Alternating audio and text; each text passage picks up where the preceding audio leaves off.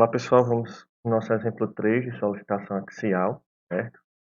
Nesse caso a gente vai ter, mais uma vez, um problema estaticamente indeterminado, né, que o enunciado diz o seguinte: o conjunto ilustrado consiste em um núcleo de latão com diâmetro de 6 milímetros, circundado por uma capa de aço interno, diâmetro, com diâmetro interno de 7 milímetros e diâmetro externo de 9 milímetros.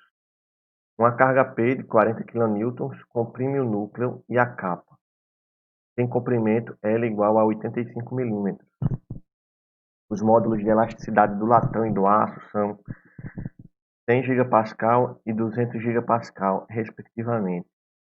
Determinar as tensões no aço e no latão, respectivamente. Qual o encurtamento em milímetros do conjunto? Bem, gente, é o seguinte. Para a gente fazer esse exercício, a gente precisa ver algumas coisas primeiro, tá? É o seguinte. A gente tem aqui uma chapa, tá, no topo dessa estrutura, que é onde essa força P está sendo aplicada. Por causa dessa chapa, a gente considerando que ela é rígida, a gente sabe, né, que o deslocamento do aço vai ser igual ao deslocamento do latão. Então, mesma variação de comprimento que um vai ter, o outro vai ter também, tá? E aí, o que é que vai acontecer, né? Aqui é a nossa chapa. A carga P está sendo aplicada aqui. E aí, essa carga, né, ela se distribui para o aço e para o latão de forma diferente, tá? Por quê? Porque eles têm, cada um tem uma rigidez, né? O módulo de elasticidade do aço é um, o módulo de elasticidade do latão é outro, tá? Então, a gente fazendo um corte, né, aqui na chapa, o que é que a gente vai ter? E essa força P aqui, ela vai se dividir numa força do latão, que é essa aqui central, tá? E na força do aço, né, que é essas outras duas aqui, que na verdade ela está representando uma força que circunda é, todo esse corpo, tá? Que a gente está representando como duas porque a gente está com a vista cortada. Na verdade ela circunda toda essa parte da estruturazinha do aço, tá bom? Então, daí a gente vai saber que essa força P ela se divide, né? Uma parte dela atua na carcaça do aço e a outra parte atua no núcleo de latão, tá certo? Então, voltando para cá, né, dessas deformações, a gente vai poder encontrar qual é a relação entre essas duas forças, a força do aço e a força do latão, tá? Justamente porque a gente sabe que as deformações são iguais. Então, o que é que a gente vai ter aqui, né? Mais uma vez, a deformação do aço e do latão são iguais. Como é que eu calculo a deformação? Não, o encurtamento, né? O deslocamento. Como é que eu vou calcular esse deslocamento? Né? No caso, como é a compressão e encurtamento. A força do aço vezes o comprimento sobre o módulo de elasticidade do aço vezes a área da seção transversal do aço. É igual à força do latão vezes o comprimento, que o comprimento para os dois é igual, é um comprimento L, sobre o módulo de elasticidade do latão vezes a área do latão, tá? Então, o que a gente vai ter é o seguinte: o comprimento ele é igual, né, para ambos os casos, e então a gente corta de um lado do outro, tá? Então, a gente vai ficar com a força do aço, P do aço, sobre 200 vezes 10 a nona, que é 200 gigapascal, vezes π vezes 9 ao quadrado menos 7 ao quadrado sobre 4, que é a área, né, a área da seção transversal desse anel de aço aqui, certo? Na verdade, essa carcaça, né? A gente tá olhando aqui de cima, parece um anel. É igual à força do latão sobre 100 vezes 10 a nona, que é 100 gigapascal do módulo de elasticidade, vezes π vezes 6 ao quadrado sobre 4, né? Que é justamente o diâmetro do núcleo de latão, tá? Então, quando a gente faz esses cálculos aqui, tá? A gente simplificando tudo que a gente tem aqui, a gente vai ficar com P do aço igual a 16 nonos do P do latão. Então, o P do aço ele é maior que o P do latão, tá? 16 nonos do P do latão. Então, a gente encontrou a relação entre esses dois, entre a força do aço e a força do latão.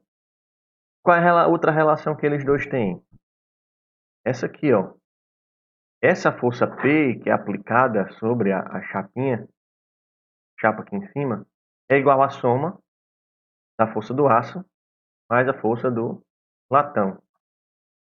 A força P é 40 kN e a força do aço é 16 nonos força do latão. Então aqui a gente tem uma equação onde a gente tem somente a força do latão como incógnita. Daí a gente conclui, tá? Justamente que a força do latão é 14,4 kN, tá? Lógico, né? O que falta para completar 40 é justamente a força do aço, é 25,6 kN. Então aqui eu consegui encontrar qual a força que está atuando em cada um dos materiais, tá? Seguindo, para calcular qual é a tensão em cada um deles, como é que eu vou fazer? A tensão do aço vai ser a força do aço sobre a área do aço. A força do aço é 25,6 vezes 10 a terceira newtons, né? Eu tinha 25,6 kN. A área do aço, π, vezes 9 ao quadrado menos 7 ao quadrado sobre 4. Isso aqui vai dar milímetros ao quadrado e aqui newtons. Tá? Então, newton por milímetro ao quadrado vai dar megapascal. Na hora que eu faço essa divisão, eu fico com 1018,6 megapascal, que é o valor da tensão no aço, tá bom? Para o latão, o que é que a gente vai ter? A tensão no latão igual a força no latão sobre a área do latão. Então é só substituir os valores novamente. 14,4 vezes 10 a terceira sobre π vezes 6 ao quadrado sobre 4. Mais uma vez, newton por milímetro quadrado vai dar megapascal. Então essa divisão aqui vai dar 509,3 megapascal, que é a tensão no latão. Para calcular, né, o último item do nosso exercício, a gente vai utilizar, né, ele quer saber qual é o deslocamento, né, dessa estrutura, né, qual é o encurtamento dela. Então a gente pode fazer tanto para o aço quanto para o latão. Então vou fazer aqui para o aço, né, o deslocamento, que é aquilo que a gente viu lá no começo, vai ser a força vezes o comprimento dividido pelo E vezes a área. Então a força, mais uma vez, 25,6 vezes 10 a terceira, né? Que é 25,6 kN. Vezes o comprimento, que é 85 milímetros, tá bom? Sobre 200 vezes 10 a nona, que é 200 gigapascal, aqui está em pascal, tá? Vezes π. E aqui, para calcular a área, eu transformei essas medidas em metros, né? Que era 9 milímetros, ficou 9 vezes 10 a menos 3 ao quadrado, menos 7 vezes 10 a menos 3 ao quadrado. Tá? Então, isso aqui vai dar uma área em metros quadrados. Justamente quando ela multiplicar o pascal, eu ficar aqui com um newton. E aí o newton daqui cancela com o newton daqui, e eu fico só com um valor em milímetro, né? Então, na hora que eu faço essa divisão aqui, dessa expressão, eu vou ficar com o delta do aço igual a 0,43 milímetros, que é o mesmo delta do latão, certo? É o delta de toda a estrutura. Tá? Então aqui está a nossa resposta. Porém, eu vou deixar aqui para vocês, né, para vocês conferirem o deslocamento do latão, né? Confiram se, façam o mesmo que eu fiz aqui para o aço, só que utilizando os dados do Latam. O resultado que você vai encontrar para esse delta precisa ser igual a o delta do aço, que é o 0,43 milímetros. Então é isso, gente. Um abraço a todos e até o próximo vídeo.